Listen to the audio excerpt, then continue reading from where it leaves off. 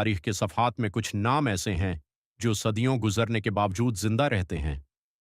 انہی ناموں میں ایک نام محمد بن قاسم کا ہے، ایک ایسا نوجوان سپہ سالار جس نے کم عمری میں ایک عظیم فوج کی قیادت کی اور سندھ کی سرزمین تک پہنچ کر تاریخ کا رخ بدل دیا۔ محمد بن قاسم کا تعلق بنو ثقیف سے تھا۔ ان کی پیدائش تقریباً 695 عیسوی میں ہوئی۔ وہ ایک ایسے دور میں پروان چڑھے جب اسلامی سلطنت تیزی سے پھیل رہی تھی اور فوجی قیادت کے لیے بہادری کے ساتھ ساتھ حکمت عملی اور نظم و ضبط کی بھی ضرورت تھی۔ محمد بن قاسم نے کم عمری ہی میں عسکری تربیت حاصل کی۔ ان کی صلاحیتوں کو دیکھتے ہوئے اموی حکمرانوں نے انہیں اہم ذمہ داریاں سونپیں۔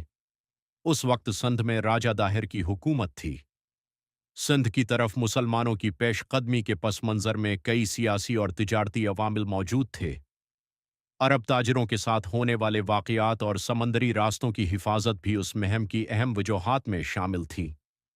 تقریباً 711 عیسوی میں محمد بن قاسم ایک منظم لشکر کے ساتھ سند کی طرف روانہ ہوئے۔ ان کی فوج میں عرب سپاہیوں کے ساتھ مقامی دستے بھی شامل تھے۔ سب سے پہلے انہوں نے دیبل کی طرف پیش قدمی کی۔ دیبل ایک اہم ساحلی شہر اور تجارتی مرکز تھا۔ یہاں ایک سخت مقابلہ ہوا اور بالآخر محمد بن قاسم کی فوج نے شہر پر قبضہ کر لیا۔ دیبل کے بعد محمد بن قاسم نے سندھ کے دوسرے علاقوں کی طرف پیش قدمی جاری رکھی۔ ان کی فوج نے مختلف مقامات پر کامیابیاں حاصل کیں اور مقامی حکمرانوں سے مقابلہ کیا۔ اب فیصلہ کن مرحلہ قریب آ چکا تھا۔ محمد بن قاسم اور راجہ داہر کی افواج کے درمیان جنگ ارور ہوئی۔ یہ معرکہ سند کی تاریخ کا ایک اہم موڑ ثابت ہوا۔ جنگ میں راجہ داہر مارے گئے اور اس کے بعد محمد بن قاسم نے سندھ کے مزید علاقوں کی طرف پیش قدمی جاری رکھی۔ لیکن محمد بن قاسم کی کامیابی صرف میدان جنگ تک محدود نہیں تھی۔ فتح کے بعد انہوں نے انتظامی معاملات کو منظم کرنے کی کوشش کی۔ مقامی آبادی کے ساتھ مختلف علاقوں میں معاہدے کیے گئے اور بہت سے لوگوں کو اپنے مذہبی معاملات میں آزادی دی گئی۔ یہ بات بھی اہم ہے کہ محمد بن قاسم کی سندھ مہم کے بارے میں ہمارے زیادہ تر تفصیلی بیانات بعد کے تاریخی مصادر سے ملتے ہیں، اس لیے بعض واقعات اور تفصیلات کے بارے میں مورخین کے درمیان اختلاف پایا جاتا ہے۔ محمد بن قاسم نے سندھ کے بعد مزید علاقوں میں بھی اپنی حکومت مضبوط کی۔ ان کی فتوحات نے برصغیر اور اسلامی دنیا کے درمیان سیاسی، تجارتی اور ثقافتی رابطوں کے ایک نئے دور کی بنیاد رکھی۔ لیکن تاریخ کا سفر ہمیشہ ایک جیسا نہیں رہتا۔ چند ہی سال بعد سیاسی حالات تبدیل ہوئے۔ خلیفہ ولید بن عبد الملک کے انتقال کے بعد اموی سلطنت میں اقتدار کی تبدیلی ہوئی۔ نئے حکمران سلیمان بن عبد الملک کے دور میں محمد بن قاسم کو واپس بلایا گیا۔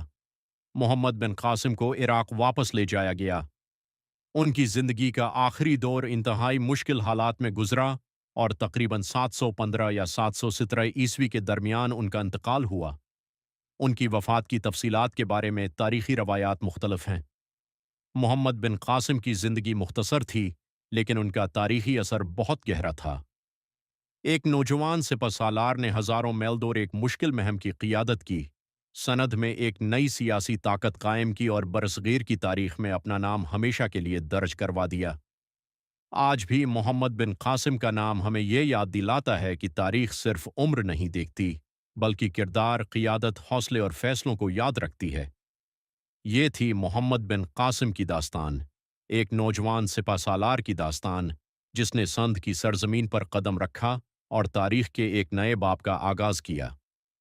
اگر آپ کو اسلامی تاریخ کی ایسی مستند اور دلچسپ ڈاکومنٹریز پسند ہیں تو لیجنڈ والٹ کو سبسکرائب کریں، ویڈیو کو لائک کریں اور اسے اپنے دوستوں کے ساتھ ضرور شیئر کریں۔ اگر آپ کو یہ ڈاکومنٹری پسند آئی تو ویڈیو کو لائک کریں، اپنے دوستوں کے ساتھ شیئر کریں اور اسلامی تاریخ کی مزید مستند اور دلچسپ کہانیوں کے لیے ہمارے چینل لیجنڈ والٹ 5 کو ضرور سبسکرائب کریں۔ اگلی ویڈیو میں ہم ایک اور عظیم شخصیت کی داستان لے کر حاضر ہوں گے۔ اللہ حافظ۔